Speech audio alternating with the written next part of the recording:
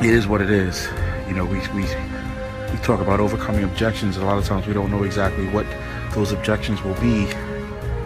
And sometimes they can come up and they can become so overwhelming that, wow, we didn't anticipate that, we didn't know. But you gotta still aim to do and still believe and recognize that there are things that are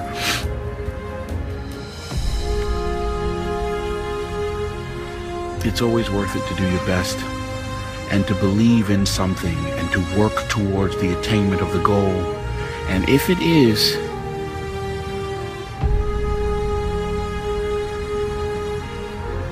that you have to expand your vision, then you climb higher and you do that, and you don't be afraid to do your best.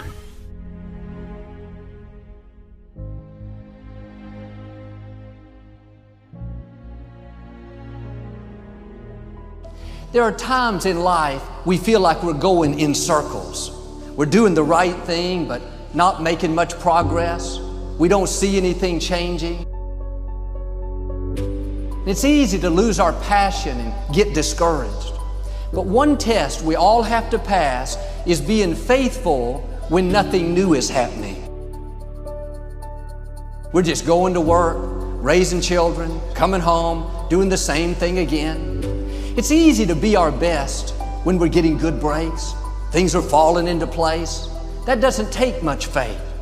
But what about when you're working hard but not getting the credit? You're being your best, but your marriage isn't improving. When you're faithful in the routine, something is happening that you can't see. Your character is being developed.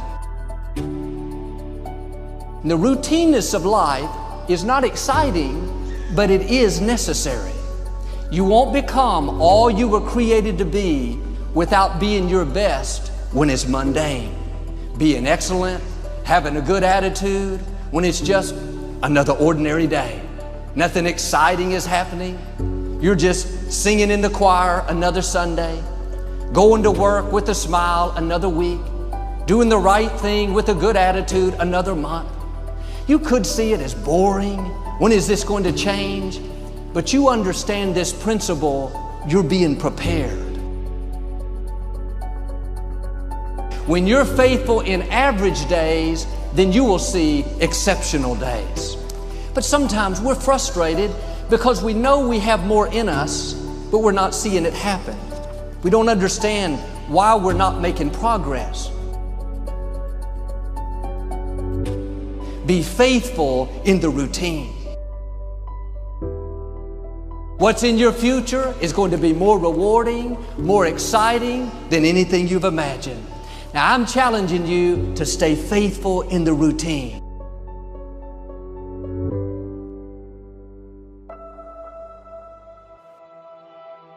As Michelangelo said, if people knew how hard I worked to achieve my mastery, it wouldn't seem so wonderful after all.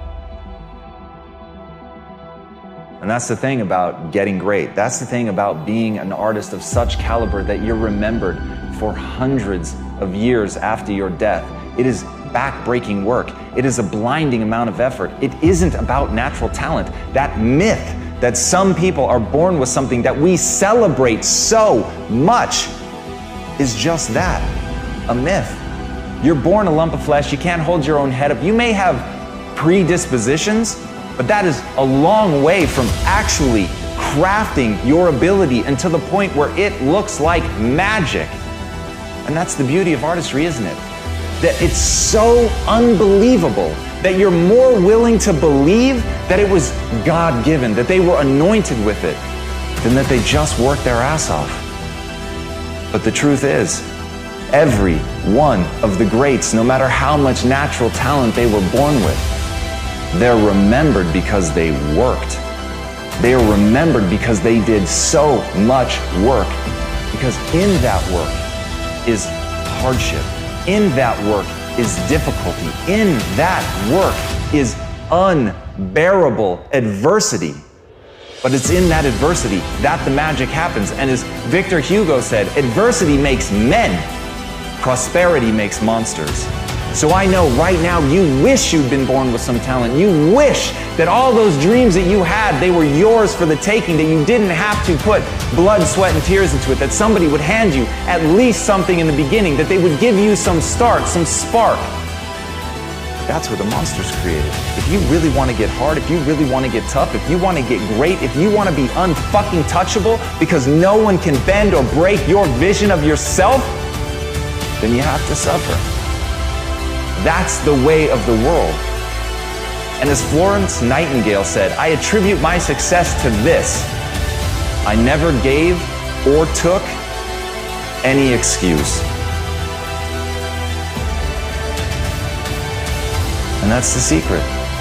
At the end of the day, if you know what you want, it's only a question of whether you're willing to pay the price to get there. So ask yourself, are you willing to pay the price?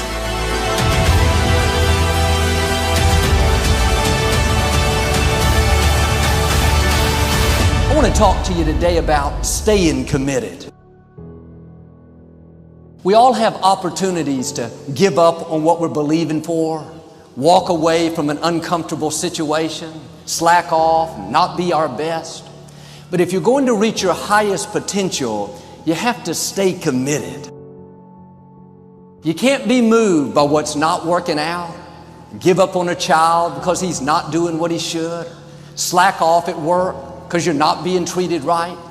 You have to have a made-up mind that you are in it for the long haul. It may be difficult. You have a good reason to walk away. Don't take the easy way out. Stay committed to your marriage. Stay committed to raising those children. Stay committed to your friends. They may make mistakes. Give them some grace. Don't be a fair-weathered friend. Be committed in the good times and the tough times. Stay committed to your job. Be a loyal person, somebody they can count on day in and day out. You're not always going to feel like it. There will be good days and tough days. Times when it's exciting, times when you feel like giving up. That's when you have to dig your heels in and say, I'm going to do the right thing when it's hard. I'm committed to this marriage. I'm going to love you even though you don't deserve it. I'm committed to this job. I'm going to be my best even though my supervisor isn't treating me right. I'm committed to my dreams. But too many people are wishy-washy. They'll love you as long as you perform perfectly. If not, they're out of there. They'll be their best if you keep them encouraged, keep them propped up. They'll pursue a dream as long as they're getting good breaks. Their commitment is based on things going their way. But when it's difficult, when it's taking longer than they thought, they get discouraged, start to slack off. Well, they don't pay me enough. I'm undervalued. If they would pay me more, I would do more. But if you don't pass the test of being your best where you are, showing up on time with a good attitude, doing more than you have to. Well, Joel, it's difficult to stay committed to my job, committed to my marriage, committed to this dream. Nothing's going my way. If it was easy, everyone would do it.